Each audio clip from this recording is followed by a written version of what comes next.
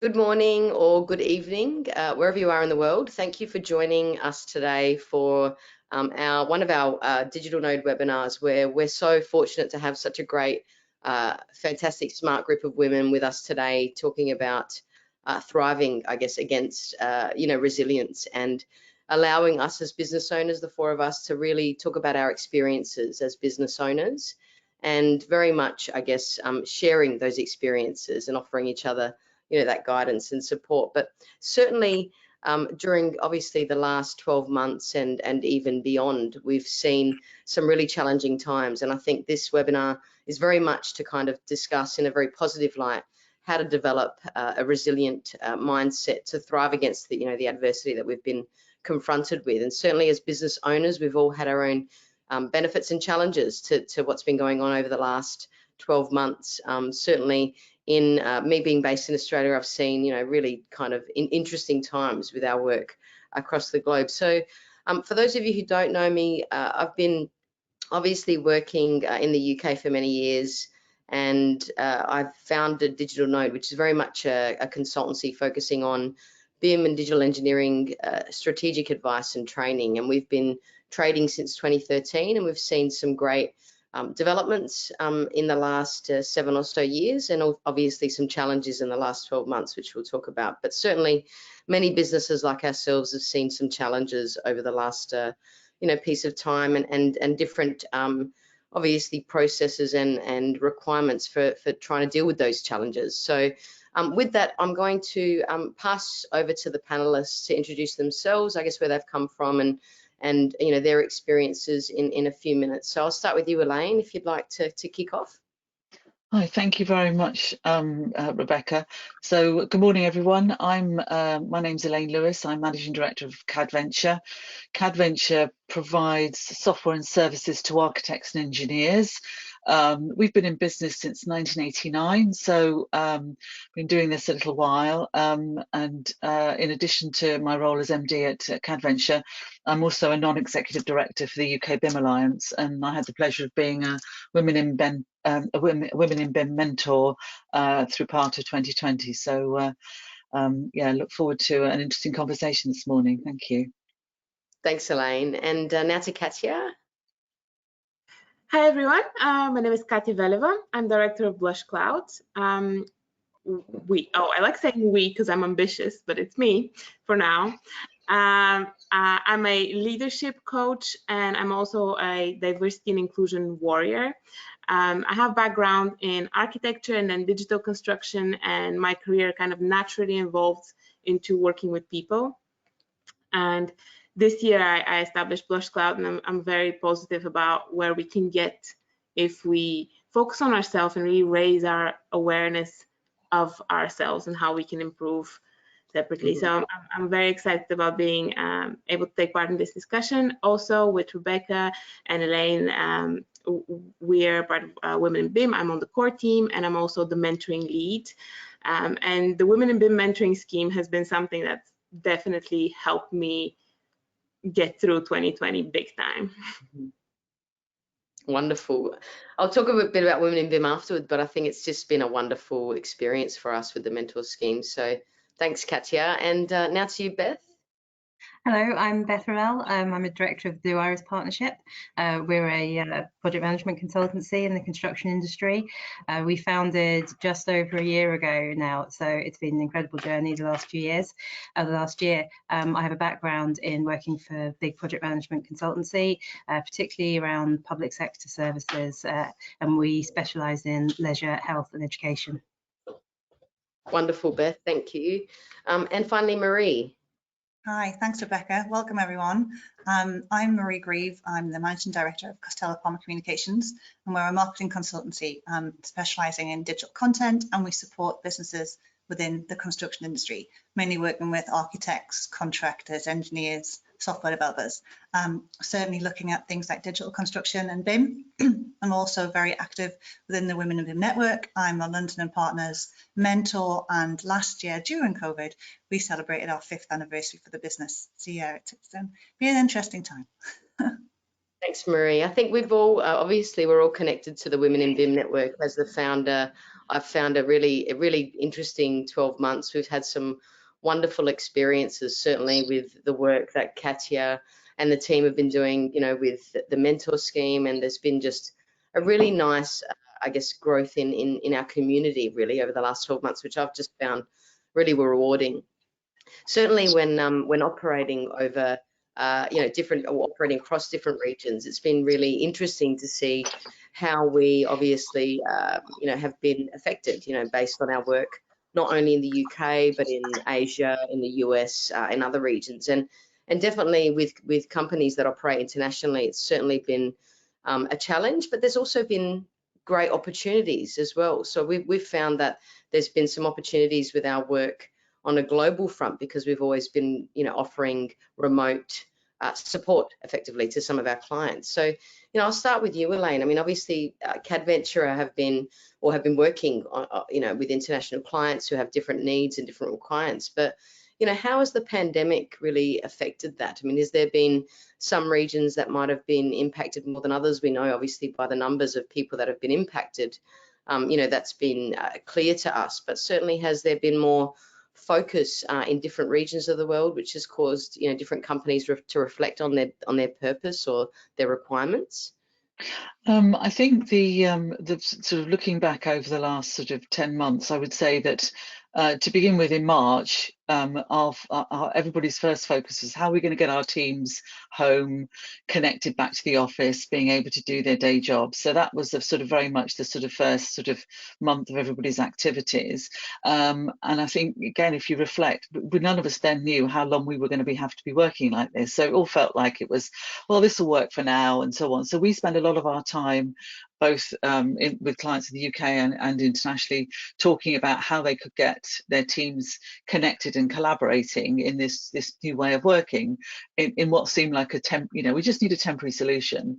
And then as the year progressed, it became clearer that this was not going to be temporary, and we talked to clients about their people strategy and their how they were going to locate themselves and how they were going to use some of the software tools that they needed. And as CADventure, we helped one company because we hosted all their IT for the first few months because they were in the middle of moving office. So everybody had lots of different challenges. So I think in terms of the international, I think everybody was very sort of home focused to begin with, and then as we got used to the idea, people started lifting their horizons and thinking about what that meant across the globe. I mean, I deal with a number of software vendors worldwide, and everybody's had very different experiences based on the sort of economic activity within that, and also the political and social constructs that they're working within. So yeah, there's been quite a variety, I have to say. And I mean, Marie, as well, you've been working across multiple regions. Have you been impacted particularly in regions outside of the UK? I mean, how have you found the companies have been, I guess, dealing with some of the challenges? Yeah, absolutely. And particularly within our business, we work on a lot of big events, construction industry events globally. So whether they're in Australia or North America or UK, and that's really had a massive impact on obviously everyone knows we're sitting here and we're in different parts of the world, and sort of the digital experience has changed, and we're doing digital events now. But yeah, very, very much so in the beginning, people were not necessarily knee-jerk, but it was a panic as to how are we going to transition from something that we've always done in person to then really embracing this digital world, when people knew not as much about the platforms and the software as they had hoped. But my goodness, we've had such a growth spurt in the last 12 months as to how people's knowledge and experience have changed in terms of technology and what's physically possible, or digitally possible, rather than that human interaction. So yeah, many businesses, I think regardless of what the region is, they've learned to adapt from that digital perspective. So it's been a challenge, but I think people have risen to it. Can I ask a question about this, Marie? Sure. Before in the good old days, if they were good, we were kind of used to having digital events be for free. Like most of the webinars we went to were for free. I don't even remember paying for a digital event before. How did you deal with this aspect of it to then move on to get people to actually pay for events like that? I think it's the same situation that a lot of in-person conferences you'd pay to attend. So there's still an awful lot of logistics and infrastructure on the back end of things, so people still need to earn a living. So I think that's kind of, much as you're sitting in your living room or your home office or above the garage, people still need to have that, pay the wages of all the staff that are involved in the events. So there's an element for, obviously the cost of attending a virtual event isn't going to be as much as it would be for an in-person event. But yeah, there's still that need to cover the costs for that business. And I also think if events are free, people are disinclined to make the effort to come. Whereas even if there's a nominal fee, you know, some of the smaller events that we're running, sometimes just a £10 or a $10 fee to attend, and that engages people more because they think I've invested in that, even if it's just a small sum. And we're finding that the smaller sums are better. So if you say you have a $99 or a £99 investment, you're less likely to turn up if you've had a smaller investment, say just £10. And obviously, I don't know the psychology behind it, but we're certainly finding that people are valuing more when they're paying a small sum because they think, yeah, we're really getting something out of it. So yeah, it's a challenge. Do you think people's mindsets have changed over the last 9 months? So in our experience was, to begin with, as I say, everybody was settling down and working from home, and we do a lot of training, and we were saying to people, oh, we can do this all online for you, and people were saying, no, don't worry, we'll wait till we're back in the office. And actually a lot of people, if we talk about the resilient mindset, they were waiting for things to go back to normal, and it took a few months, I think, for people to realise that you know, normal as we knew it before the 23rd of March, and certainly in the UK, is never coming back in quite the same way it is. You know, so it took people a while to get their heads around that and realise actually doing things differently was actually okay. Does anybody else relate to that?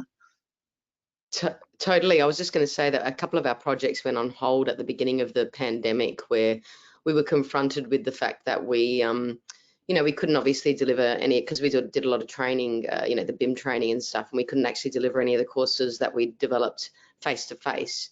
And, you know, our clients like, you know, we'll just wait, you know, we'll put this project on hold and we'll just kind of wait until, you know, things kind of get better. And now they're resurrecting themselves. So certainly in the last, probably only the last 2 or 3 months, they're all starting to slowly resurrect. So I think last year it was kind of like, no, we're going to wait. And now this year I'm seeing a really positive spin on that. I mean, it's really interesting because, you know, we do so much different work, and I'm really interested to hear your perspective on this, Beth, because obviously you obviously founded the business just before the beginning of the pandemic. I mean, how did you find, you know, what was your reaction to that as a business owner, and how did you deal with that? Did it impact you greatly? And yeah, I guess, can you give us a bit more insight? Yeah, so sure. So when myself and my business partner Stephen, we left a big consultancy to start off on our own. You know, the idea that there'd be a global pandemic was definitely not in the business case. Although we were working from home, you know, before it was fashionable, so we were slightly ahead of the curve. And actually, we now, that sort of awkward conversation that we used to have, everyone goes, oh, where's your office based? And we were sort of going, oh, Starbucks. And now it's gone away because everyone's working from home, so we've lost that. But you know, there was that fear. I mean, we were lucky. We launched the business the same day we picked up a contract with the NHS, which then got cancelled because of COVID, because it was non-COVID related. So there was that sort of sinking feeling. You've made this big step into the unknown, and then to sort of see all this challenge come.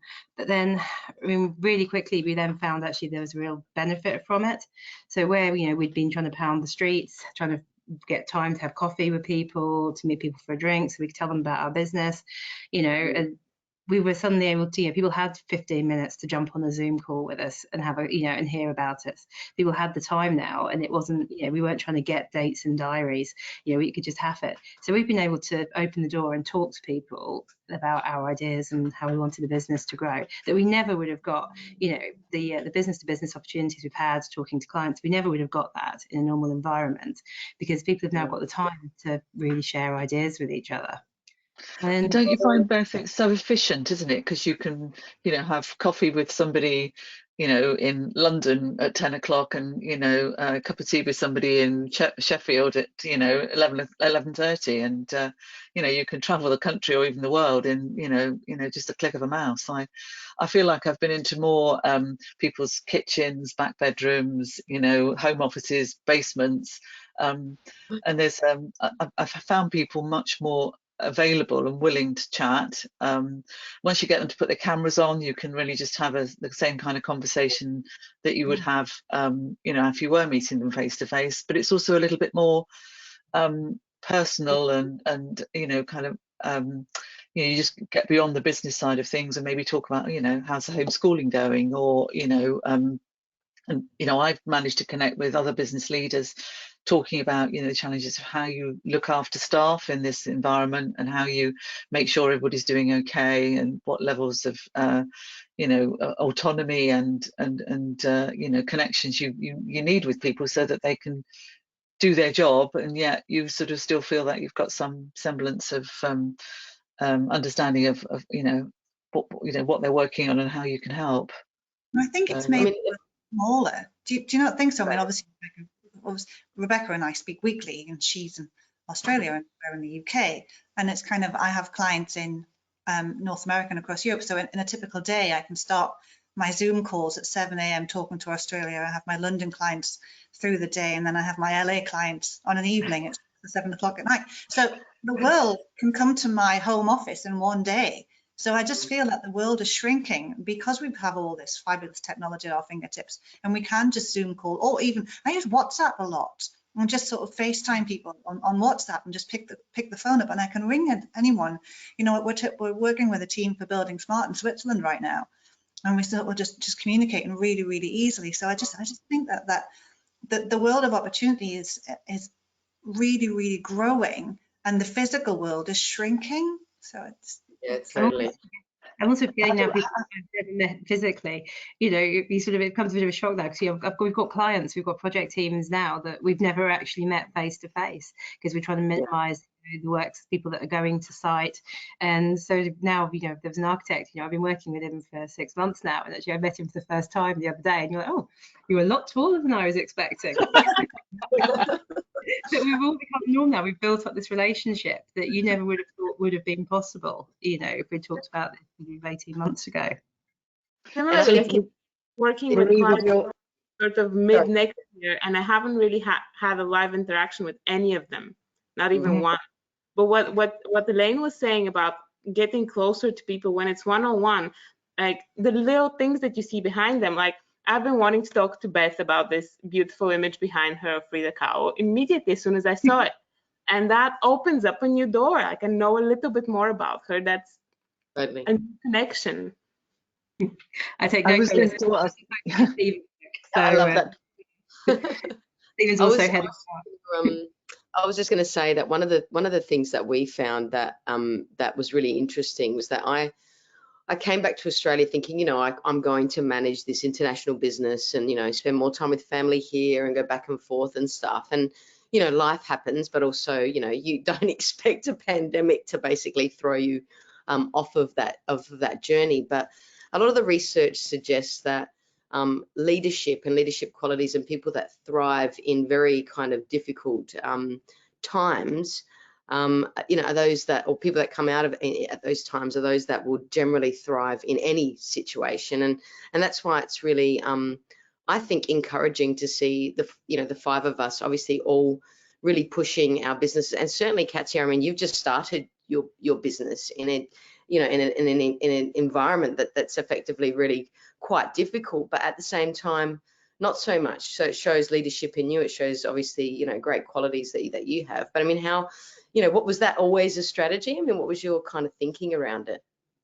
No, really, the pandemic escalated my plans dramatically. At the start of last year, I had started thinking about maybe doing something like this, and a lot of things happen. And I think something that's been a big silver lining for me that I've seen in a lot of people, it's been taking that time for self-reflection. And it was also around the events that George Floyd's murder that really jerked something in me.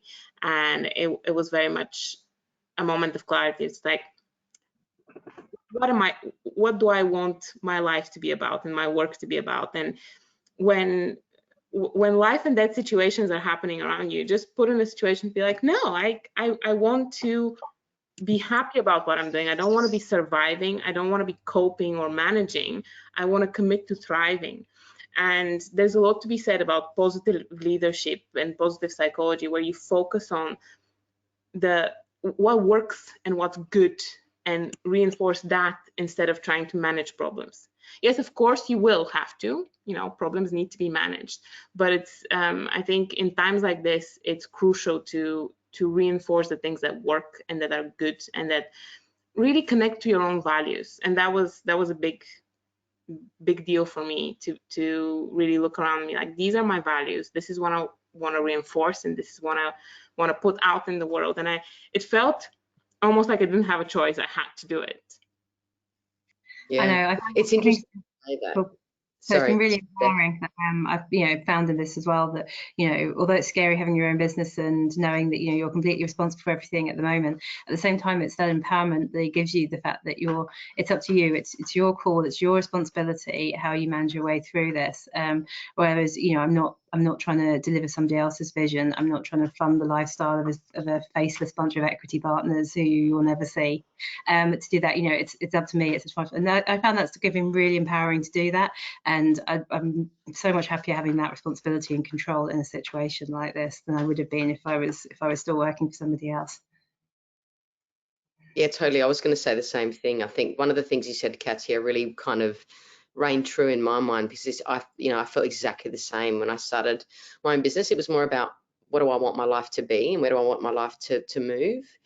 And I think this is why it's interesting for me, I guess, outside of the conversation of the pandemic, was that I kind of made the choice to come back here and work remotely before any of this even happened. So, there's been positive gains to that, but also, there's been some real challenges. We've had to kind of reshift our thinking in terms of our business offering. We kind of offer almost different products to our clients because they're looking for different products from us, really, to help support their vision and their skills and their growth. And I think, Elaine, I mean, has that been something that you've found that you've had to kind of reshift, I guess, the business focus slightly?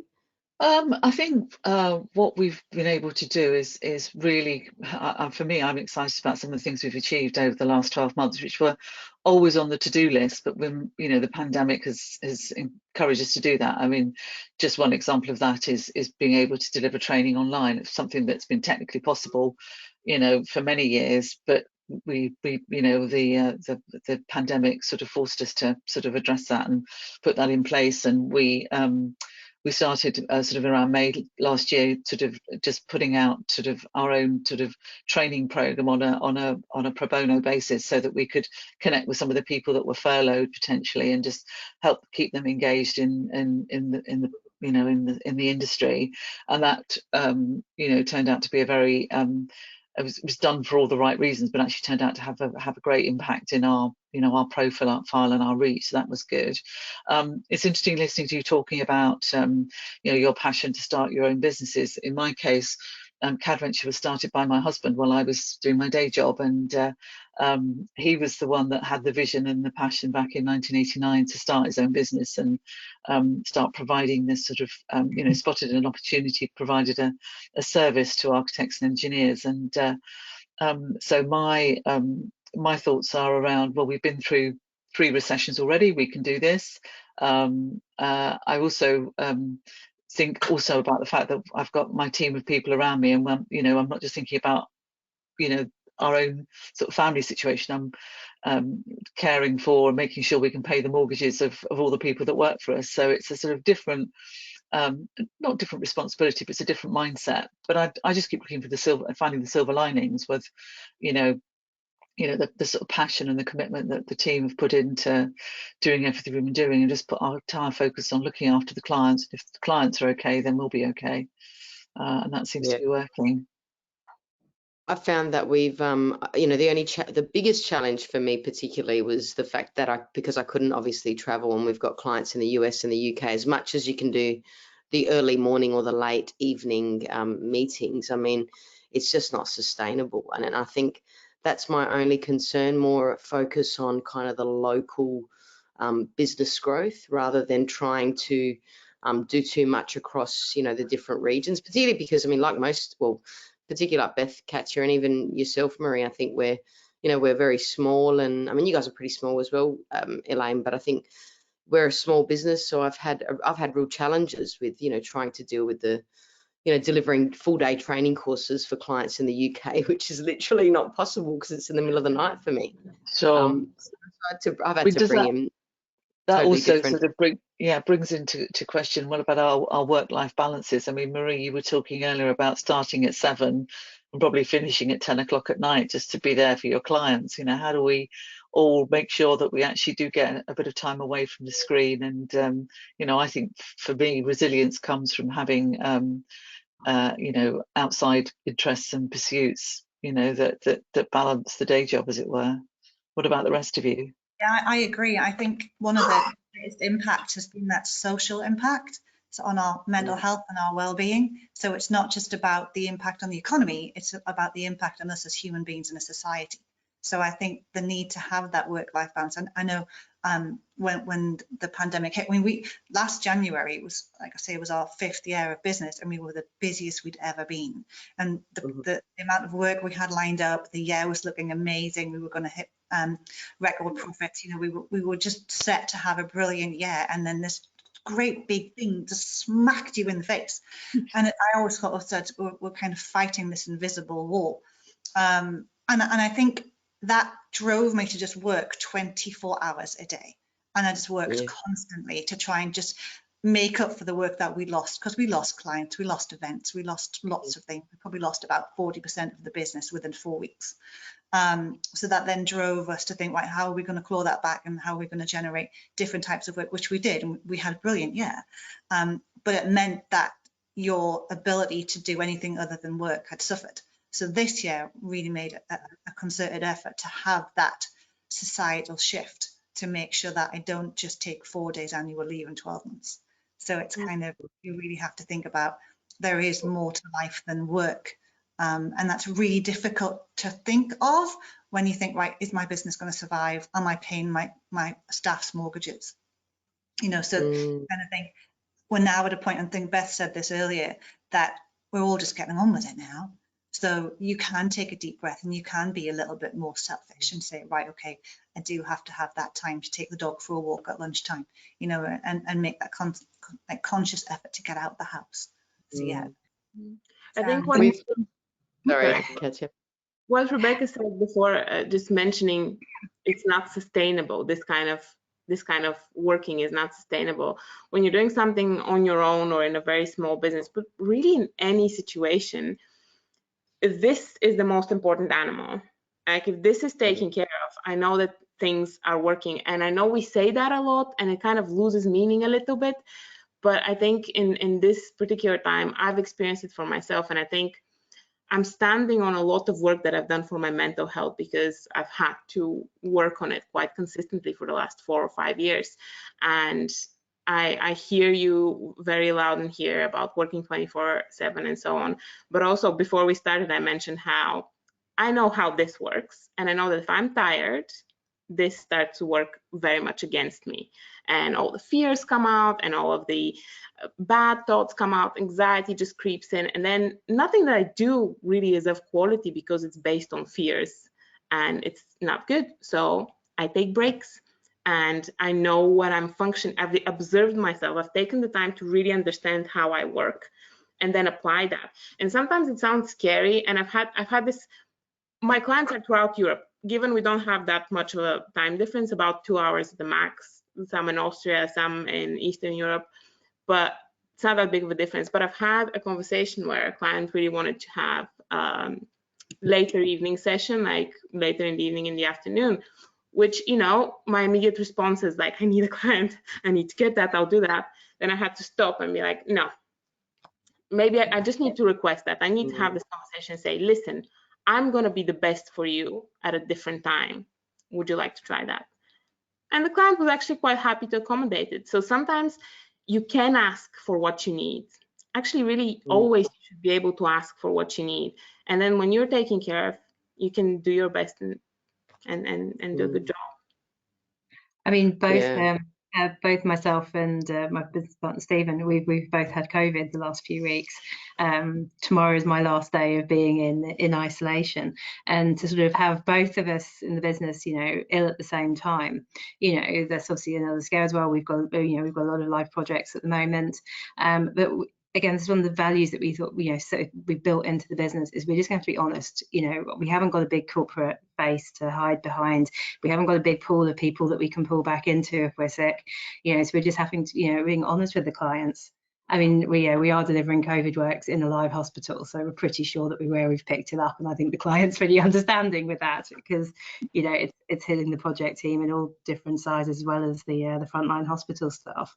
But, you know, we're just being honest to say, you know, we have to have a sleep every few hours. You know, we'll be on for a bit and then we'll be off. We're monitoring it, and actually who else within their own team can support us. And, you know, they know our commitments there, and actually just by being honest, people have been really understanding, which has allowed us to just keep moving, keep that resilience, and just keep the projects going, because they know our commitment's still there, but we just need a little bit of time just to have a nap, because it is exhausting. I think Kathy's point about looking after yourself is, sorry, I was saying Kathy's point about looking after yourself so that you can deliver the best version of yourself. I think it is a really, really powerful message. But I think also what I'm trying to make sure is that I do that for my team, because, you know, not only are, you know, we as individuals motivated to work as hard as we possibly can, some of them are as well. So we have a bit of fun each morning. We meet on a call each morning, and then you know, we do things like, you know, send us a photograph of where you walked at lunchtime today, or, you know, just get people away from their desks, and you know, just kind of get people to you know that it's okay actually not to be online, sort of like, you know, glued to their keyboard for, you know, 8, 10, 12 hours a day. Yeah, and we with us, we found that at first anyway, you know, I would constantly be, you know, petrified to say that, you know, I was, even though, you know, obviously I'm an Australian, you know, I lived and worked over there for 10 years. So for me, you know, coming back and then talking to my clients about the fact that I was now in Australia, some of the, particularly the UK, in the UK, were a little bit taken aback by that. And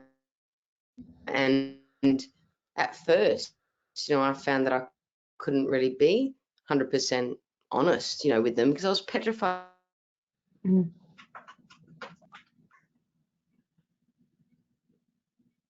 Did we all lose her a little bit? The British government's worked out she's Australian. They've cut the broadband. Oh, no. Everyone's just jealous that the restaurants are open in Australia. Rebecca. We lost you a little bit, Rebecca.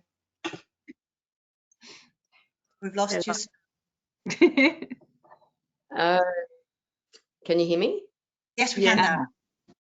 Okay, I was just, so I don't know where I cut off, but I was just saying that it's been a challenge trying to, you know, open that line of communication more honestly with some of our clients, because originally, you know, right at the beginning of the pandemic, you know, I was kind of petrified to say, well, I'm actually stuck in Australia, so I'm not, you know, I can't have meetings at, you know, midnight, you know, between midnight and 6 a.m., which is in the middle of the day for you guys, right? And that was a real challenge, but now that's changed. It's quite an open dialogue. We make it work. We, you know, have discussions around what time zone suits, so that, you know, as a business owner, I look after myself, something that, you know, you mentioned, Katya, which is just so important. And one more thing that we do now is, I mean, for me, it was January was really the turning point, is that, you know, I allocate days strategically where I have, you know, very late evenings, you know, maybe twice a week, but, you know, that's it. Not that every day I'm working like a maniac through the evenings, you know, or getting up really early. I'm just allocating those days, you know, for myself. And I think it's just so important, you know. I think the communication is the key. I think if there's one thing I've learnt, I mean, obviously communication's always been important, but if there's one thing I've learnt in the last few months, it's just the actual power of communication and that human interaction. And it's because times have been extremely uncertain. And when you say, Rebecca, you were frightened to tell clients about the fact that you couldn't be there physically for them, And I think if you're honest with your communication, people understand. And I think that's the key. It's not just communication for your staff, it's communication for all of your stakeholders. And obviously you have to communicate with your staff to let them know that, yes, the business is going to be fine. Yes, you're going to keep your job. And yes, we will be doing this in 6 months' time, in 12 months' time. But it's also vital to communicate with your suppliers, stakeholders, clients, what you're doing as a business as well. And be open and honest about it and say, right, this is what we can deliver, this is what we cannot deliver, but we're changing, we're evolving. So I think that open communication has to be one of the things that you absolutely concentrate on 100%. And that goes to the practicals we've seen on site as well. We've totally. And I think, one of the things that so we've got sorry, first, Beth. We're trying to mobilise, construction works on site. A lot of the some of the bigger consultancies have got, saying that they're not sending people to sites, getting labour to site, getting building.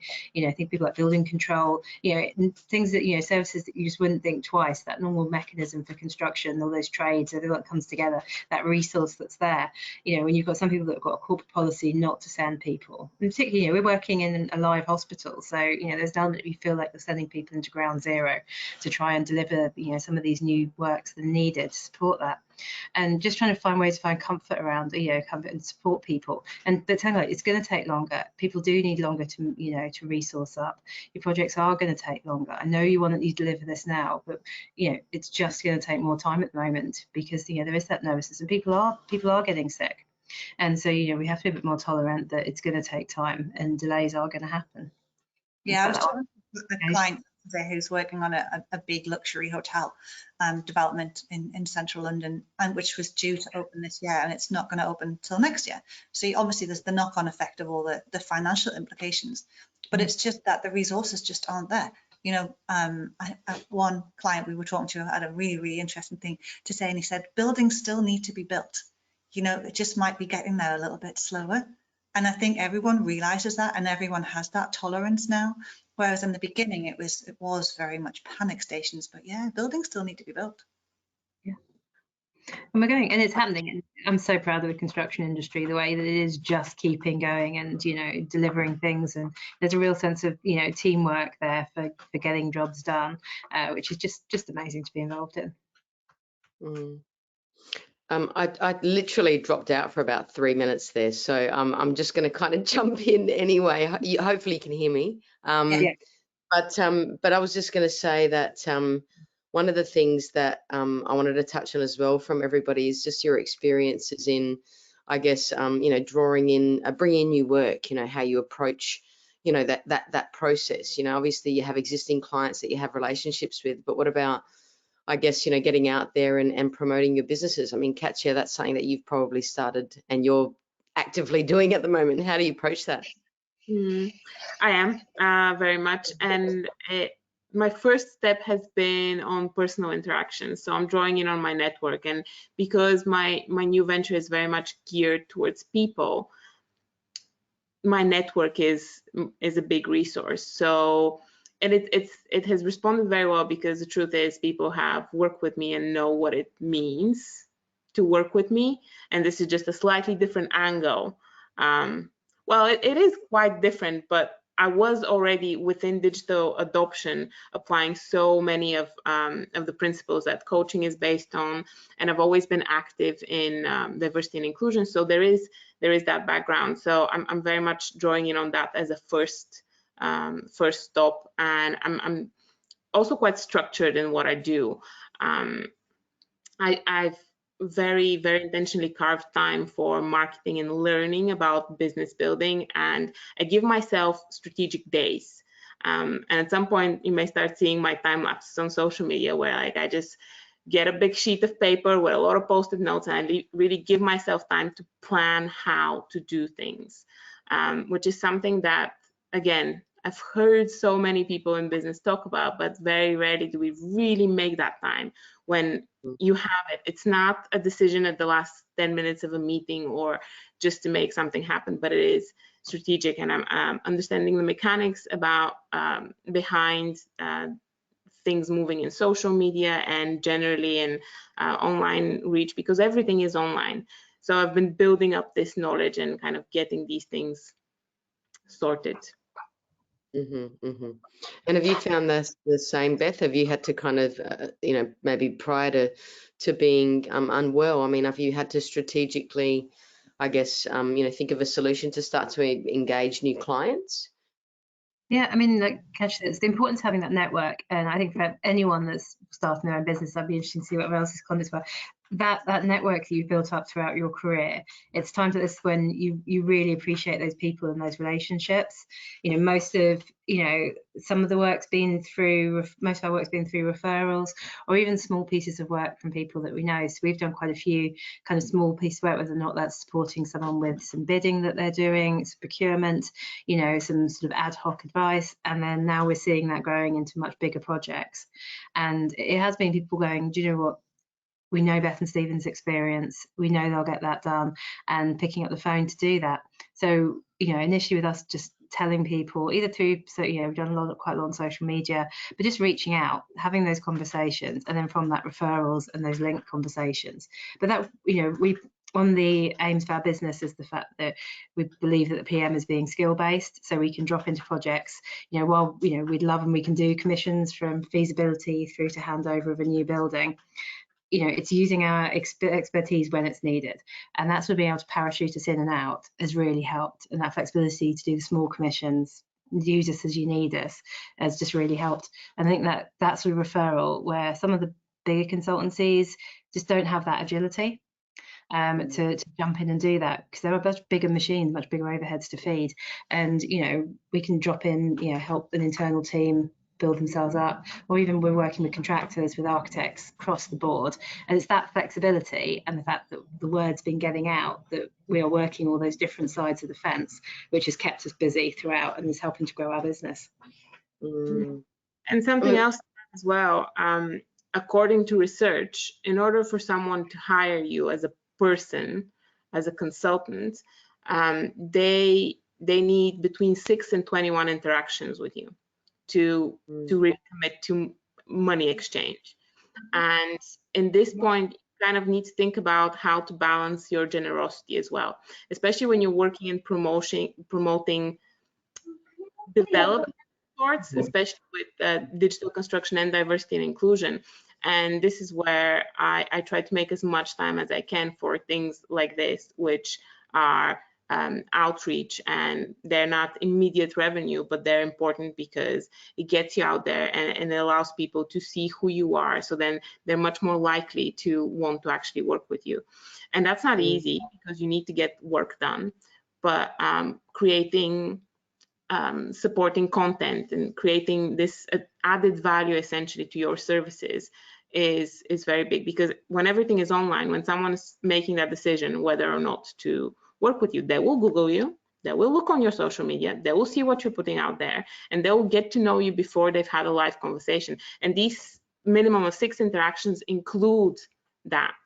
So if you've made 6 excellent videos on what you're doing or aspects of it or definitions of it or so on and so forth, you're already a step ahead of the game. It's interesting. I feel like we may have some valuable opinions coming in.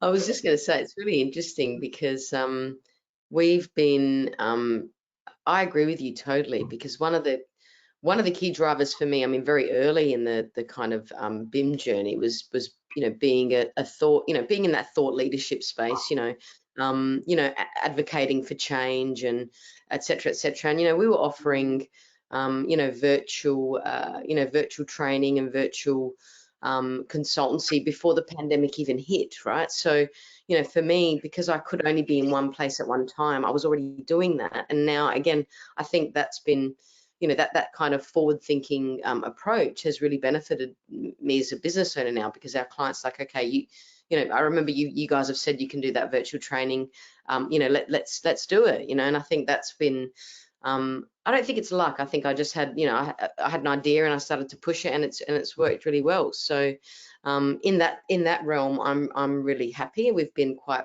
busy, but one of the things I will say is that I found it very difficult to grow our business in regions where we don't have those interactions, right? So coming back to Australia and having, you know, really starting from the bottom up to try and build consultancy here has been very challenging, because I haven't had that 10 years of, you know, running around and meeting people face to face and speaking at events and people knowing me and all of that sort of stuff in the UK. So that's been probably one of the biggest challenges for us as a business.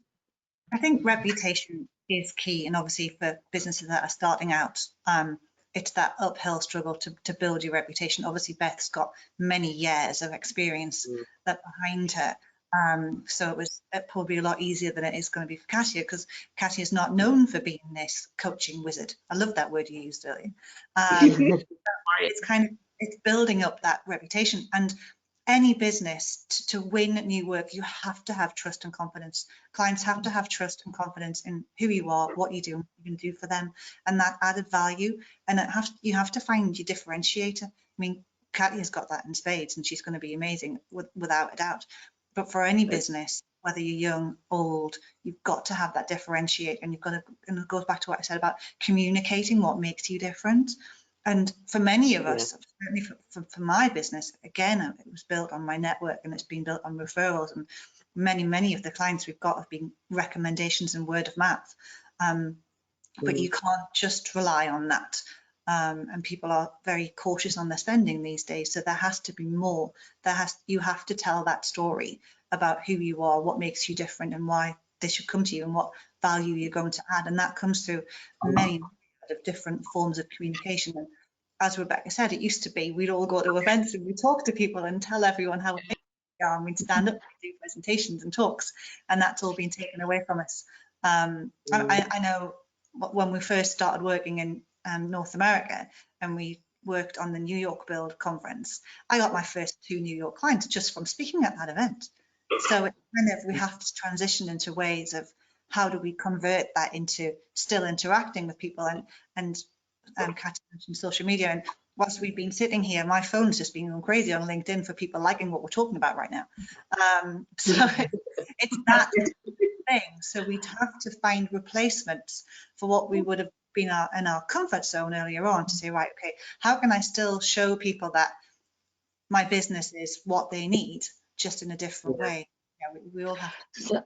So our experience is slightly different, because we've got a sort of marketing sort of process within CADventure. But what we've done over the last 9 months is we've completely transformed our approach by putting all of our marketing activity into one single platform. So again, something I've always wanted to do, but last year gave us the kick to do it. So now our marketing communications are much more structured and focused and relevant, and I think we've been able to use that time to talk about things that are relevant to our target audience, obviously, and we've also expanded our sort of channels of communication. So some of what we do is sell our software online, so we put a lot of energy into improving that sort of e-commerce experience, which is just another route to market. I know it's not the same as the consultancy services that we also all offer, but when it comes to a tangible product, that's become much more efficient, and people have become much more comfortable with interacting through a website. So we've added chat facilities to our website so that we can talk to people while they're browsing. And we've been creating and sending out a lot more educational content, so people can learn from, we hope, learn from what we're sending out, and then when they discover they need a bit of help with something, then they know who to ask. So that sort of that approach to a different form of communication, a different channels of communication, has been what's been working. But I still love the fact when people pick up the phone to me and say, oh, I was talking to Jack and he suggested I give you a call. I mean, that's just the most wonderful feeling, isn't it? And that's built on trust and confidence in your, and you can't buy that. You have to spend a lot of time and effort in creating that. That doesn't happen overnight. I mean, and aside from like the virtual, we're all interacting virtually, and some of the virtual training and virtual consulting, I guess. I mean, and without being face to face, I mean, I mean, what do you think is, is another offering, another innovative solution? Because, we're delivering so many courses where they're either Zoom, GoTo, or Teams, or whatever other application, and you get some polls and some interactive sessions and stuff like that. But, I'm a bit hungry for the technology to grow a bit more, and for us to do a bit more, I guess, innovative interaction digitally. Does that make sense? I mean, what is your opinion on that, Beth? I mean, what do you think in terms of, I guess, that communication mechanism, not just for training, but for consulting, and I guess being a bit more innovative on the digital front? I mean, I think one of the areas that, one of the bits that I love in the construction process is when you're doing the design, and we've got a school that we've been working with, and we're designing a new school building for them at the moment, and that's such an exciting process when you're there, and the pens are out and you're around plans on site, and that is being lost at the moment with we're getting there, people's putting their hands up, and it's not the same because we're not all, there isn't that feeling in the room, and that ability to sketch, I don't think is quite there. We've got the architects who've got CAD plans up and they're making adaptations and clicking through, but there's not that, oh, here's a book, I've got a picture, or here, showing, it's not quite interactive enough. So I'd like to see some more technology if it's really going to embrace the way of trying to capture that creativity on an online platform. Is hopefully a next step that we might see come forward in this, because that is slightly missing at the moment. And I think we are going to see potentially some going back over that process bit once we are all allowed to be together, because it's so hard to, particularly when you're working with clients who aren't in a construction, aren't from a design background, so with schools, and that being able to physically see a space. I think that's so important, because you talk about being able to collaborate online with, sorry, Katja, I didn't mean to speak over you, but there are tools out there to be able to do redlining in collaborative sessions. And I think, just putting those tools into people's hands and making them available without, huge cost, or allowing, as you say, allowing your clients to participate in that process without them being CAD experts I think we're on that journey, and I'm seeing a lot of clever things being done in that space. And I think some of the technology providers are responding to some of those challenges and, adding functionality. I mean, I just look at what Teams does now compared with what it did, in March last year. Now it's come so far, and I think, people are responding to that need, aren't they? Beg your pardon, Cassie, you were going to say something. Very much in line with what you're saying. I think there's a lot of technology out there already. I think we need to battle this immediate attitude. Well, we can't do this because it's not live. Well, we can't do this because it's not live. And people just kind of immediately start drawing away. But there are ways.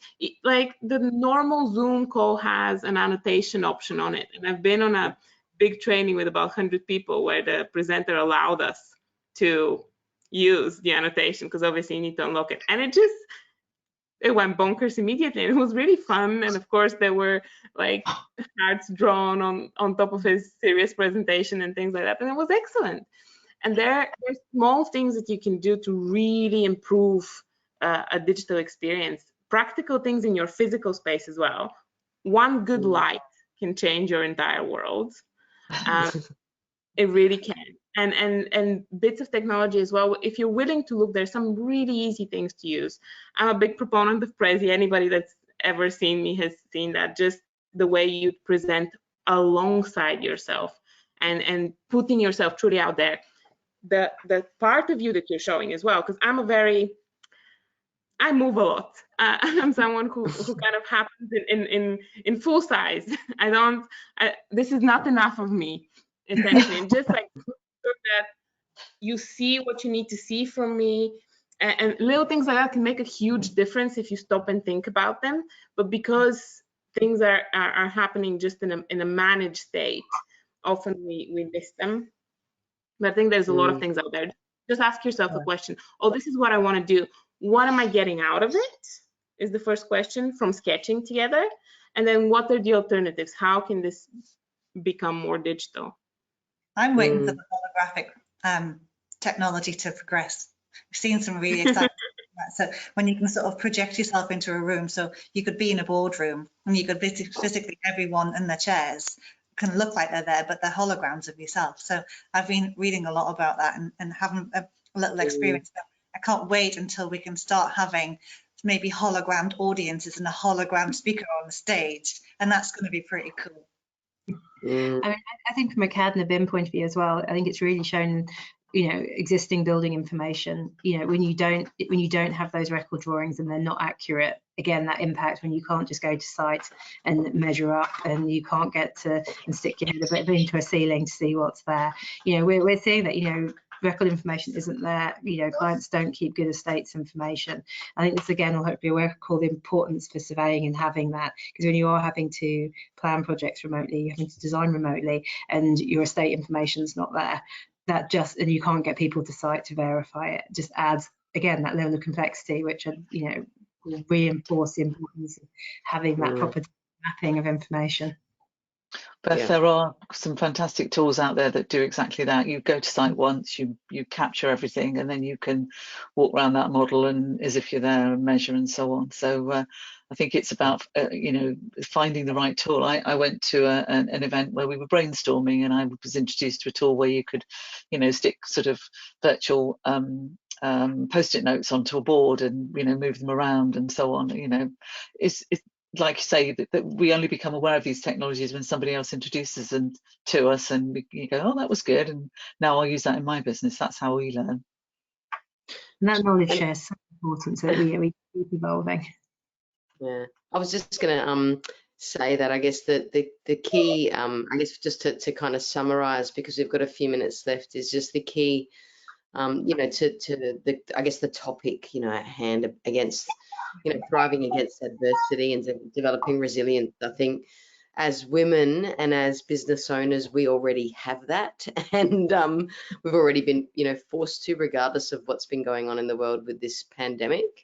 And certainly for me, you know, how have I developed a resilient mindset? I think I've always had a resilient mindset, but I mean, at the same time, we've just had to repurpose and reshuffle our thinking a little bit in terms of strategic direction for the business, like I've said. But I guess I want maybe just a few minutes from everyone just to summarize, maybe, you know, a quick takeaway for our attendees today, on maybe, I don't know, a bit of advice on thriving against adversity. So Katya, we'll start with you.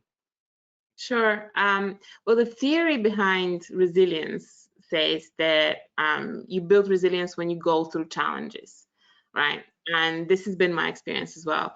And if you're not shy, and you can, if you feel like this is something you're lacking, you can start with challenging yourself small, with little things, getting yourself out of your comfort zone here and there, to then be able to look back and say, oh, I dealt with that thing, so maybe there's something a little bit bigger that I can deal with. And then you can build up this resilience. In my mantra in the last month or so, with the start of the business and getting quite getting through some big personal stuff as well, when I start freaking out, I just stop and I think, evidence show Katya gets stuff done, because I have these experiences that I've gone through, and I just keep repeating that to myself to then continue doing things. So courage. Yeah, totally.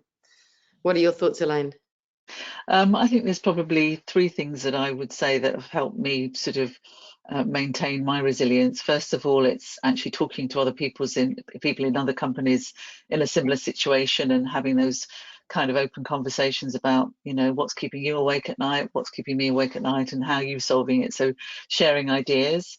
I think it's also about, for me, looking for the silver linings. So there's a lot of silver linings for us personally, as a family and as a business in this situation. So trying to focus on the positive, I think, would be one of my others. And I think finally, just as we did before the pandemic, you know, do what we say we'll do. So if we make a promise to somebody, whether it's a client, a supplier, a colleague, a member of staff, or your family, just keep your word.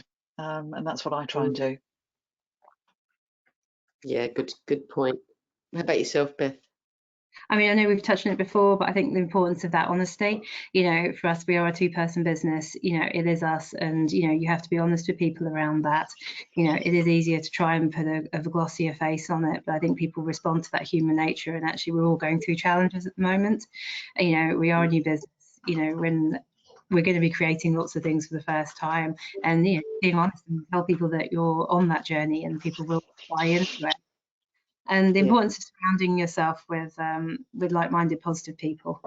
You know, I know when I said I was going to be changing the direction of my life, I was going to be, you know, starting my own business, making other sort of fundamental changes in my personal life. You know, there are lots of people that thought it was, you know, she's let her ambition run away with her. You know, was it, you know, I think I was called evil, I was called a bad mother. There was a view that I wasn't going to be putting enough time on it. And you just have to go, do you know what, no, I trust in myself and my judgments that actually this is going to be a positive move. This is going to give me the independence to actually have a better life for me and my family. And, you know, strong, and, you know, the value of those people that stand by you, who pick up the phone and go, right, how, Beth, can we make this business a success for you? You've helped us in the past, how can we give back? And the people that will pick you up when you're having a bad day, and to give you that, you know, that trust in yourself. That would be my thing. So surround yourself with good people and trust in yourself. Thanks, Beth. And Marie, what are your final thoughts? I think to follow on from what Beth said, which I completely agree with 100%, and don't be afraid to ask for help. You know, we all think that we have to be strong and we have to do this on our own and we have to battle through. There's always help. No, and that doesn't have to be professional help. It can just, like Elaine said, you can just ring someone you know and say, how did you get through this? It might be financial help. It could be anything, but you don't have to take on the world by yourself. I mean, some people do, and that's them. But I would say just never be afraid to ask for help. It's not a weakness. It actually shows a sign of strength that you've recognized that you need assistance in a certain area. We're not all experts at everything. We're experts in our field, you know, so I wouldn't even attempt to go to a hospital, Beth, and try and coordinate the project. It just wouldn't occur to me. So if we need something like that, we go to someone and say, how do I do this? How do I explain this? Or how do I do something? So I think asking for help is not a weakness. It actually is an element of strength. And I think the final thing, as I touched on this earlier, is communication. You know, the greatest level of uncertainty is not knowing what's coming next. So for your teams and for your clients, let them know what's going on with your business, whether it's good or bad. And I think it was Katya who said, or Elaine said, and be honest. So communication has to say, this is what we're doing and this is what our plans are for the future. And it's going to be fine. You know, ultimately, we'll be fine. Yeah. Yeah, I second that. And I think that's something that we've found that has worked to our favor, I guess, just being open about what we can do and where we can go. And it's such, you know, it's so important. So with that, I'd like to thank all of the panelists. It's been such a wonderful conversation this morning and evening for me, but it's been, wonderful chatting to you all. And obviously, you know, I know you all better now, I think, and it's been, it's such a pleasure. So just to the attendees, we'll have obviously a recording shared to you after the webinar, so please share it with your colleagues and friends, and enjoy your day, and thanks again. Thank you, ladies. Thank you. Thanks, everyone. Very nice. Bye. Bye. Bye.